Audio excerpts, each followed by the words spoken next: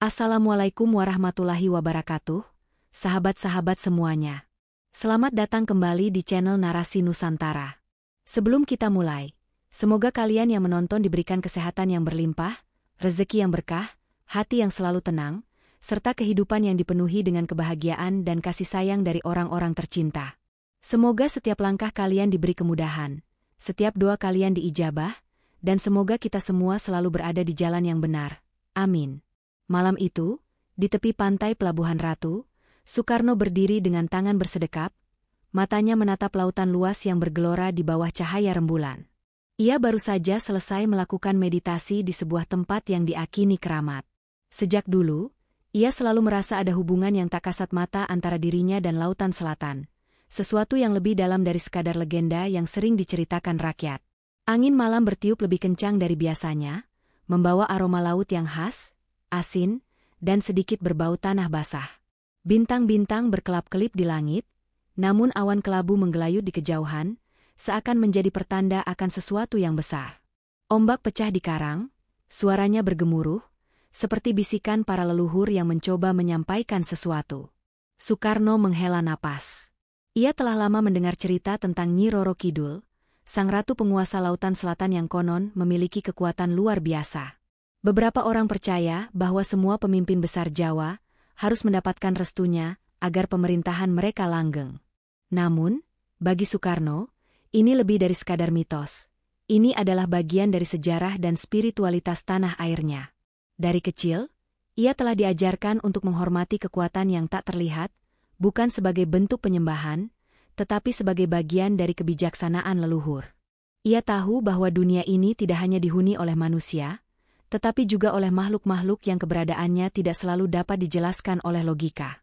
Malam itu, ada sesuatu yang berbeda. Tiba-tiba, angin yang tadinya bertiup lembut berubah menjadi hembusan kuat. Pasir di pantai beterbangan, seolah-olah ada kekuatan yang tengah bangkit dari dasar lautan. Ombak menggulung semakin besar, suaranya menggema, menciptakan suasana yang mistis. Soekarno merasakan bulu kuduknya berdiri. Lalu, di kejauhan, sesuatu muncul dari tengah lautan. Perlahan-lahan, dari balik ombak yang menggulung, seorang wanita melangkah maju. Ia tidak berjalan di atas air, tetapi permukaan laut seakan membentuk jalan untuknya. Pakaiannya kebaya hijau berkilauan, seperti terbuat dari sutra yang ditenun oleh cahaya bintang. Selendangnya panjang, melambai-lambai seiring dengan hembusan angin malam.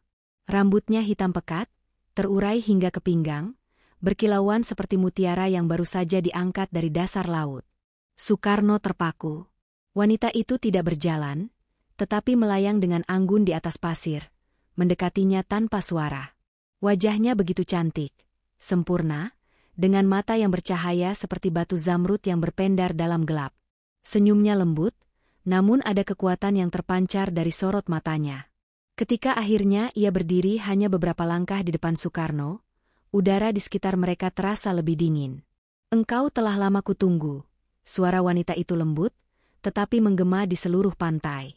Soekarno menelan ludah. Hatinya berdebar, bukan karena takut, tetapi karena ia tahu, pertemuan ini bukan sekadar ilusi. "Siapa engkau?" tanyanya, meskipun dalam hati ia sudah mengetahui jawabannya. Wanita itu tersenyum, senyuman yang penuh misteri dan pesona. "Aku adalah penjaga lautan ini, yang telah lama menjaga keseimbangan antara dunia manusia dan dunia yang tak terlihat." Soekarno menarik napas dalam. "Nyi Roro Kidul." Wanita itu mengangguk perlahan. Angin kembali berhembus, lebih kencang, membuat kebayanya berkibar seperti ombak yang menari. "Aku telah mengawasi perjalananmu sejak lama, Bung Karno," lanjutnya. "Kau bukan orang biasa. Kau adalah pemimpin besar yang tak hanya memimpin dengan tangan, tetapi juga dengan hati dan jiwa. Kau memiliki api yang membakar semangat rakyatmu, tetapi api itu bisa padam jika kau tidak memahami kekuatan yang lebih besar dari dirimu sendiri." Soekarno masih terdiam. Kata-kata itu bukan sekadar pujian, tetapi seperti peringatan. "Kau telah memasuki dunia yang lebih luas," lanjut Nyi Roro Kidul. "Bukan hanya dunia politik, tetapi dunia di mana kekuatan spiritual menentukan arah sebuah bangsa. Kau membutuhkan perlindungan, dan aku bisa memberikannya." Soekarno mengerutkan kening. Ia tahu bahwa kekuatan yang dimaksud bukan hanya kekuatan fisik, tetapi sesuatu yang lebih dalam. Aku tidak mencari kekuatan gaib, kata Soekarno akhirnya. Aku hanya ingin melihat bangsaku maju, tanpa campur tangan dari siapapun, baik manusia maupun makhluk halus. Nyi Roro Kidul tersenyum tipis. Kau tidak memintanya, tetapi kau telah dipilih. Seperti raja-raja Jawa sebelum dirimu, kau memiliki hubungan dengan dunia ini, entah kau menginginkannya atau tidak. Soekarno terdiam. Ia tahu bahwa dalam sejarah panjang Jawa, banyak pemimpin besar yang memiliki hubungan mistis dengan Nyi Roro Kidul. Konon, Raja-Raja Mataram harus mendapatkan restu darinya agar kerajaannya tetap berdiri. Kenapa aku? Tanya Soekarno akhirnya. Karena kau berbeda, jawab Nyi Roro Kidul. Kau memiliki hati seorang pejuang, tetapi juga jiwa seorang pemimpin sejati. Kau mencintai bangsamu lebih dari dirimu sendiri. Itu adalah kualitas yang langka. Soekarno merasakan sesuatu yang aneh dalam hatinya. Ada rasa hormat yang mendalam terhadap wanita di hadapannya, tetapi juga sesuatu yang lain, sesuatu yang lebih personal. Dan apa yang kau inginkan dariku? Tanyanya pelan. Nyi Roro Kidul menatapnya dalam-dalam. Aku ingin berbicara denganmu, Bung Karno, tentang masa depan, tentang takdir, dan tentang kita. Angin kembali berhembus kencang, membuat pasir beterbangan di sekitar mereka. Ombak menggelegar, seolah-olah lautan sendiri merespons kata-kata sang ratu. Soekarno merasakan jantungnya berdegup lebih cepat. Ia tidak tahu kemana pertemuan ini akan membawanya. Tetapi satu hal yang pasti, hidupnya tidak akan pernah sama lagi setelah malam ini. Malam itu semakin larut. Ombak masih bergemuruh, angin laut bertiup membawa aroma garam dan tanah basah, seolah menjadi saksi bisu pertemuan antara pemimpin besar Indonesia dan penguasa Lautan Selatan. Soekarno berdiri tegak, meski dalam hatinya ia merasakan sesuatu yang berbeda. Nyi Roro Kidul masih menatapnya dengan mata yang bercahaya bak zamrud. Sorot matanya penuh ketegasan, tapi juga menyiratkan sesuatu yang lebih dalam, sebuah ketertarikan yang tak bisa dijelaskan dengan kata-kata. Aku ingin berbicara denganmu, Bung Karno, ulangnya dengan suara yang lembut namun penuh wibawa. Soekarno menelan ludah. Ia adalah seorang pemimpin, seorang pria yang telah menghadapi berbagai situasi sulit, dari medan perang hingga panggung politik yang penuh intrik. Namun malam ini, ia merasa seperti seorang pemuda yang baru saja melangkah ke dunia yang jauh lebih besar dari dirinya sendiri. Apa yang ingin kau bicarakan? Akhirnya Soekarno bertanya. Nyi Roro Kidul melangkah perlahan, mendekat ke arahnya. Setiap gerakannya begitu anggun, seperti tarian yang selaras dengan irama laut. Ia menatap Soekarno dengan penuh perhatian, lalu berkata, "Kau adalah pemimpin besar. Tapi kau juga manusia. Dan manusia, tak peduli sekuat apapun, tetap membutuhkan perlindungan." Soekarno mengerutkan kening. Perlindungan dari siapa? Dari mereka yang ingin menjatuhkanmu. Dari mereka yang tidak ingin melihat bangsa ini bangkit. Dari kekuatan yang lebih besar dari politik dan senjata, jawab Nyi Roro Kidul. Soekarno menghela napas. Ia paham maksudnya. Sejak awal perjuangannya, ia telah menghadapi berbagai tantangan, penjajahan, perlawanan dari dalam negeri, bahkan pengkhianatan dari orang-orang terdekat. Dan semakin tinggi ia mendaki, semakin banyak yang ingin melihatnya jatuh. Aku bukan orang yang mudah takut, katanya akhirnya. Nyi Roro Kidul tersenyum tipis. Aku tahu. Justru karena itu aku tertarik padamu. Kata-kata itu membuat Soekarno terdiam.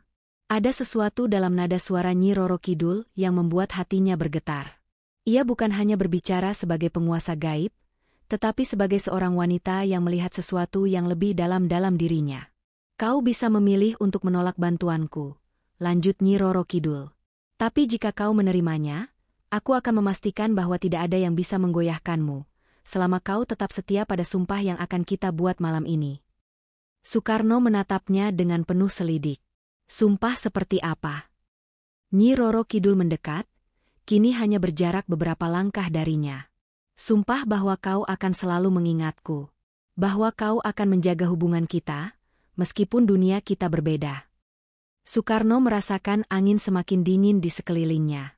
Ia tahu, Ini bukan sekadar perjanjian biasa. Ini adalah sesuatu yang lebih dalam, lebih sakral. Dan jika aku melanggarnya, tanyanya pelan. Nyi Roro Kidul tersenyum, tetapi ada kesedihan di matanya. Maka perlindungan itu akan sirna. Dan kau akan menghadapi dunia ini tanpa bantuan dari mereka yang berada di alam lain. Sukarno menatap lautan, berpikir dalam-dalam. Ia telah mendengar banyak cerita tentang perjanjian antara manusia dan makhluk gaib. Beberapa membawa berkah, tetapi banyak pula yang berakhir tragis. Namun, ini berbeda. Ia bukan orang biasa. Ia adalah pemimpin yang memikul beban bangsa. Jika perlindungan ini bisa membantunya menjaga Indonesia, apakah ia akan menolaknya? Setelah beberapa saat, ia menghela napas dan menatap Nyi Roro Kidul dengan penuh ketegasan. Aku menerima, katanya mantap. Nyi Roro Kidul tersenyum. Angin tiba-tiba berhenti, ombak menjadi tenang. Seakan laut dan langit menyaksikan perjanjian yang baru saja dibuat. Kemudian, dengan gerakan anggun, Nyi Roro Kidul mengangkat tangannya, dan dari dalam laut muncul sebuah cahaya hijau yang menyilaukan. Cahaya itu melayang di udara, lalu masuk ke dalam dada Sukarno, membuatnya merasakan kehangatan yang aneh, seperti api yang menyala di dalam dirinya. Itu adalah bagian dari kekuatanku, kata Nyi Roro Kidul. Sebagai tanda bahwa aku akan selalu menjagamu, selama kau tetap setia pada janji ini. Sukarno masih bisa merasakan energi itu mengalir dalam tubuhnya. Ia tidak tahu pasti apa yang telah terjadi, tetapi satu hal yang jelas, ia kini terikat dalam hubungan yang lebih dalam dengan Sang Ratu Laut Selatan. Nyi Roro Kidul menatapnya dengan tatapan yang lebih lembut. Kau sekarang bagian dari takdirku, Bung Karno. Seperti aku adalah bagian dari takdirmu. Sukarno tidak bisa berkata-kata.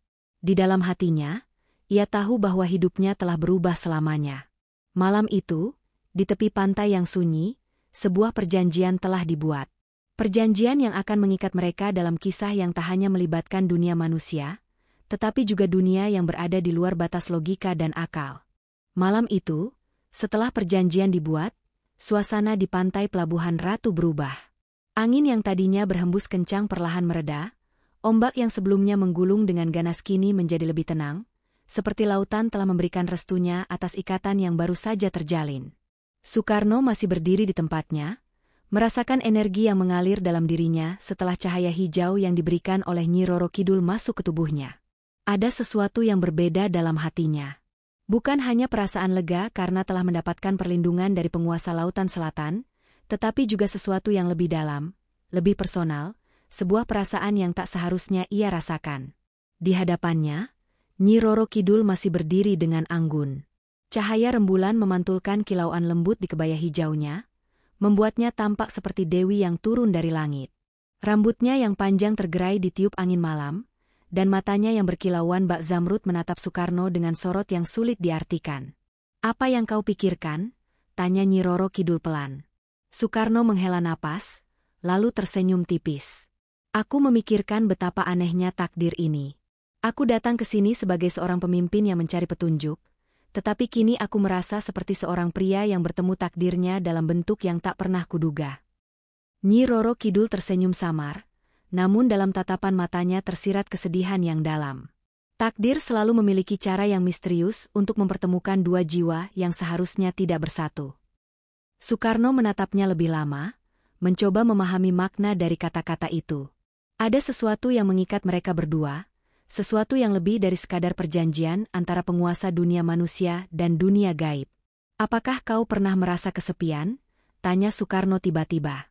Nyi Roro Kidul terdiam. Angin malam kembali berhembus, membawa aroma laut yang khas. Kesepian adalah sahabat lama bagiku, katanya akhirnya.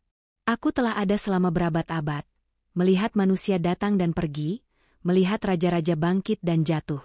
Aku adalah penjaga yang tidak bisa meninggalkan tempat ini, sementara mereka yang datang kepadaku selalu pergi pada akhirnya. Sukarno merasakan sesuatu mencengkeram hatinya.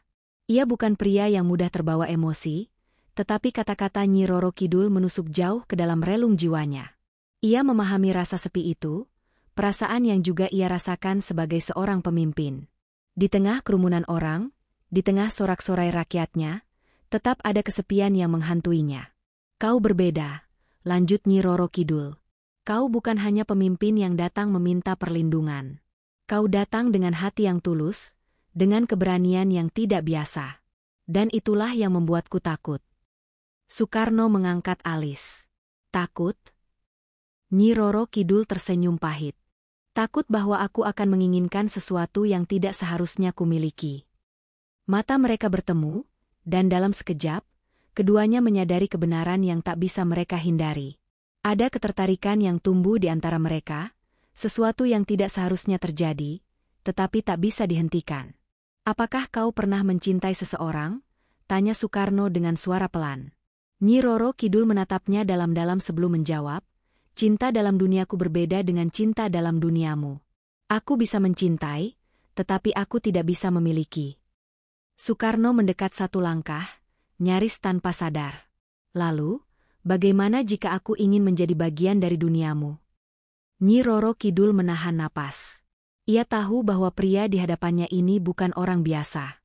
Ia memiliki jiwa yang kuat, hati yang besar, dan keberanian yang luar biasa. Tetapi ada batas yang tidak bisa mereka lewati. Kau tidak bisa, katanya lirih. Karena kau ditakdirkan untuk dunia manusia, dan aku untuk dunia ini. Jika kau memilihku, maka kau harus meninggalkan segalanya. Bangsamu, rakyatmu, bahkan namamu. Sukarno terdiam. Ia tahu bahwa apa yang dikatakan Nyi Roro Kidul benar. Ia adalah pemimpin Indonesia, seorang pria yang hidupnya telah didedikasikan untuk membangun bangsanya. Bagaimana mungkin ia meninggalkan semua itu demi sebuah cinta yang tak pasti? Namun, di sisi lain, ia juga tahu bahwa hatinya telah berbicara. Ia tidak bisa mengabaikan perasaan yang kini tumbuh dalam dirinya. Jika aku harus memilih, maka aku tidak akan memilih antara dunia ini atau duniaku, katanya akhirnya. Aku akan memilihmu, dalam caraku sendiri. Nyi Roro Kidul tersenyum kecil, namun air matanya berkilauan dalam cahaya rembulan. Kau memang selalu berbeda, Bung Karno. Malam itu, tanpa ada kata-kata lebih lanjut, mereka hanya berdiri berdua di tepi pantai. Angin laut menyelimuti mereka, ombak berbisik lirih, seolah memahami kisah cinta yang baru saja dimulai, cinta yang mustahil, tetapi tetap indah dalam caranya sendiri. Dan di hati mereka, keduanya tahu bahwa meskipun mereka berasal dari dunia yang berbeda, jiwa mereka telah terikat dalam sebuah hubungan yang tidak bisa diputuskan oleh manusia atau dewa. Setelah malam itu, Sukarno merasakan sesuatu yang berbeda dalam dirinya. Ia bukan hanya seorang pemimpin yang mendapatkan perlindungan gaib, tetapi juga seorang pria yang kini memikul rahasia besar, sebuah hubungan yang tak boleh diketahui dunia. Hari-hari berlalu, dan ia kembali ke Jakarta untuk menjalankan tugasnya sebagai kepala negara. Namun, hatinya tetap tertinggal di tepi pantai selatan, di tempat di mana ia telah berjanji kepada seorang wanita dari dunia lain. Setiap malam, ia bermimpi tentang lautan, tentang ombak yang berkilauan dalam cahaya bulan, tentang suara angin yang memanggil namanya, dan tentang sosok bergaun hijau yang menatapnya dengan mata penuh kerinduan. Ketika beban negara terasa berat, ketika intrik politik mengelilinginya dari segala arah, ia sering kembali ke tempat itu, pantai Pelabuhan Ratu. Di sanalah ia menemukan ketenangan, di sanalah ia merasakan kehadiran seseorang yang selalu menunggu di antara ombak. Dan benar saja, setiap kali ia datang, Nyi Roro Kidul selalu ada di sana. Duduk di atas batu karang, memandangi lautan yang luas, seolah menantinya sejak berabad-abad yang lalu. Kau kembali, katanya lembut, setiap kali mereka bertemu. Sukarno tersenyum, duduk di sampingnya. Bagaimana mungkin aku bisa melupakanmu? Mereka berbicara selama berjam-jam, berbagi cerita yang tidak bisa diceritakan kepada siapapun. Nyi Roro Kidul mendengarkan setiap keluhan Sukarno tentang politik, tentang negara, tentang rakyatnya yang masih berjuang. Dan Sukarno mendengarkan kisah Nyi Roro Kidul tentang dunianya, tentang istananya di dasar laut, tentang para penjaga yang setia, tentang jiwa-jiwa yang datang dan pergi dalam kerajaan yang tak terlihat oleh manusia biasa. Namun, semakin sering mereka bertemu, semakin berat pula perasaan di hati mereka. Kau tahu ini tidak bisa berlangsung selamanya, bukan? Kata Nyi Roro Kidul suatu malam, ketika mereka duduk di atas pasir, membiarkan ombak menyentuh kaki mereka. Sukarno terdiam. Ia tahu. Tetapi ia tidak ingin mengakuinya. Aku tidak bisa menahanmu di sini selamanya, lanjut Nyi Roro Kidul. Kau adalah pemimpin bangsamu. Takdirmu bukan bersamaku, tetapi bersama rakyatmu. Soekarno mengepalkan tangannya. Lalu, apa gunanya semua ini? Apa gunanya kau memberiku perlindungan jika pada akhirnya aku harus melupakanmu? Nyi Roro Kidul menunduk. Karena cinta bukan tentang memiliki, Bung Karno. Cinta adalah tentang memahami kapan saatnya melepaskan. Soekarno menatapnya, matanya penuh dengan perasaan yang tak bisa diungkapkan dengan kata-kata. Aku tidak bisa melupakanmu, katanya akhirnya. Aku tidak mau. Nyi Roro Kidul tersenyum sedih. Kau tidak perlu melupakan. Aku akan selalu ada di sini. Di lautan ini. Di dalam hatimu. Tetapi suatu hari nanti, kau harus memilih. Dan aku berharap, ketika hari itu tiba, kau akan memilih dengan bijak. Malam itu, mereka duduk berdua dalam diam, membiarkan suara laut yang berbicara. Di kejauhan, bintang-bintang bersinar redup, seolah turut merasakan kepedihan dua jiwa yang mencintai, tetapi tak bisa bersatu. Mereka tahu bahwa kisah ini tak akan berakhir bahagia. Namun, mereka juga tahu bahwa beberapa cinta tidak ditakdirkan untuk berakhir. Hanya untuk terus hidup dalam kenangan, dalam bisikan ombak yang tak pernah berhenti berlari menuju pantai. Malam demi malam berlalu, dan pertemuan rahasia antara Soekarno dan Nyi Roro Kidul terus berlangsung di tepi pantai yang sepi. Semakin dalam mereka berbicara, semakin kuat pula ikatan yang terbentuk di antara mereka. Namun, di balik itu semua, ada sesuatu yang mulai berubah. Soekarno mulai merasakan sesuatu yang aneh dalam dirinya. Setiap kali ia meninggalkan lautan dan kembali ke Jakarta, tubuhnya terasa lemah, pikirannya penuh dengan bayangan sang Ratu Laut. Dalam setiap sidang kenegaraan, dalam setiap pertemuan politik, hatinya selalu kembali ke tepi pantai tempat ia bertemu dengan wanita dari dunia lain. Apa yang terjadi padaku? Gumamnya suatu malam, menatap dirinya sendiri di cermin. Wajahnya tampak lebih pucat, sorot matanya lebih dalam, seolah ada sesuatu yang mulai mengikis kekuatannya dari dalam. Ia berusaha mengabaikan perasaan itu. Ia mencoba membenamkan dirinya dalam pekerjaan, berbicara di hadapan rakyatnya dengan semangat seperti biasa. Namun, ia tahu bahwa ada sesuatu yang mengikatnya ke lautan. Sesuatu yang lebih besar dari sekadar cinta, sesuatu yang menyerupai kutukan. Hingga suatu malam, saat ia kembali ke pantai Pelabuhan Ratu, ia tak bisa menahan diri untuk bertanya. Nyi, apa yang sebenarnya terjadi padaku? Tanyanya, menatap Nyi Roro Kidul dengan mata yang dipenuhi kegelisahan. Sang Ratu Laut diam sejenak, lalu menundukkan kepalanya. Aku tahu hari ini akan tiba, katanya pelan. Soekarno mengerutkan kening. Apa maksudmu? Ada harga yang harus dibayar untuk hubungan ini, Bung Karno. Kau bukan hanya manusia biasa. Kau adalah pemimpin yang terikat pada dunia manusia. Dan setiap kali kau datang kepadaku, sebagian dari jiwamu tertinggal di lautan ini.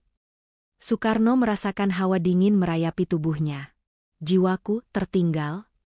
Nyi Roro Kidul mengangguk pelan. Aku tak bermaksud melukaimu. Tetapi cinta kita tidak seharusnya ada. Dunia kita terlalu berbeda. Semakin sering kau kembali ke sini, semakin besar bagian dari dirimu yang hilang. Kau tidak bisa hidup di dua dunia sekaligus. Bung Karno, kau harus memilih. Soekarno menggertakkan rahangnya. Ia tahu bahwa ada sesuatu yang berubah dalam dirinya, tetapi ia tidak pernah menyangka bahwa perasaan ini memiliki konsekuensi sebesar itu. Aku tidak bisa memilih, katanya akhirnya. Aku tidak bisa meninggalkanmu, tetapi aku juga tidak bisa meninggalkan bangsaku. Nyi Roro Kidul menatapnya dengan kesedihan yang dalam. Jika kau terus seperti ini, pada akhirnya kau akan kehilangan segalanya. Aku tidak ingin melihatmu hancur, Bung Karno. Soekarno berdiri, membelakangi sang Ratu Laut, menatap ke arah ombak yang berkilauan di bawah cahaya bulan. Lalu, apa yang harus kulakukan? Nyi Roro Kidul mendekat, meletakkan tangannya di bahu Soekarno dengan lembut. Aku akan melepaskanmu, bisiknya. Soekarno menoleh dengan cepat, matanya melebar. Apa maksudmu? Aku akan memutuskan ikatan ini, jawab Nyi Roro Kidul dengan suara lirih. Aku akan mengambil kembali bagian dari jiwamu yang tertinggal di lautan. agar kau bisa kembali utuh. Tapi setelah itu, kau tidak bisa kembali lagi ke sini. Tidak ada lagi pertemuan di tepi pantai, tidak ada lagi bisikan ombak yang memanggil namamu. Kita akan menjadi kenangan satu sama lain, selamanya. Soekarno merasa dadanya sesak. Tidak mungkin. Ini satu-satunya cara agar kau bisa terus menjalankan takdirmu sebagai pemimpin, kata Nyi Roro Kidul. Aku mencintaimu, Bung Karno. Dan justru karena aku mencintaimu, aku tidak bisa membiarkanmu hancur. Malam itu, dengan air mata yang jatuh ke pasir, Nyi Roro Kidul merapalkan mantra. Angin laut berhembus kencang, ombak menggulung lebih besar dari biasanya. Dari dalam lautan, cahaya hijau yang pernah ia berikan kepada Soekarno mulai keluar perlahan dari tubuhnya, melayang kembali ke dalam ombak. Soekarno merasakan sakit yang luar biasa, seolah ada sesuatu yang terlepas dari dalam jiwanya. Ia ingin menghentikannya, ingin berteriak, ingin memeluk sang ratu laut dan memohon agar mereka tetap bersama. Namun, tubuhnya semakin lemah. Pandangannya mulai kabur. Dan sebelum kesadarannya benar-benar hilang, ia melihat Nyi Roro Kidul tersenyum lembut. Air mata mengalir di pipinya. Selamat tinggal, Bung Karno, bisiknya. Lalu semuanya menjadi gelap. Ketika Soekarno terbangun, ia sudah berada di dalam kamarnya di Jakarta. Tubuhnya terasa lebih ringan, lebih tenang, tetapi hatinya kosong. Seolah ada sesuatu yang pernah mengisi jiwanya, tetapi kini telah pergi selamanya.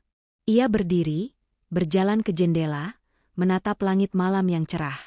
Dan dalam keheningan itu, ia mendengar suara ombak yang bergulung di kejauhan, seolah berbisik kepadanya. Kenangan itu masih ada. Cinta itu masih hidup. Tetapi ia tahu, ia tidak akan pernah bisa kembali lagi.